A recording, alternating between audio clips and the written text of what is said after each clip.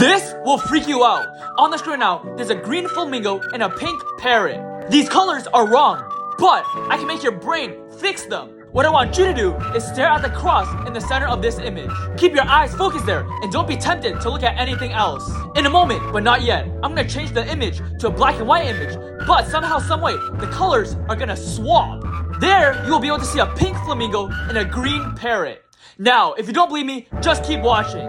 Now, are you ready to see this optical illusion? Let's do this in 5, 4, 3, 2, 1. Did the colors switch? Let me know in the comments down below and hit that subscribe button if you got it to work.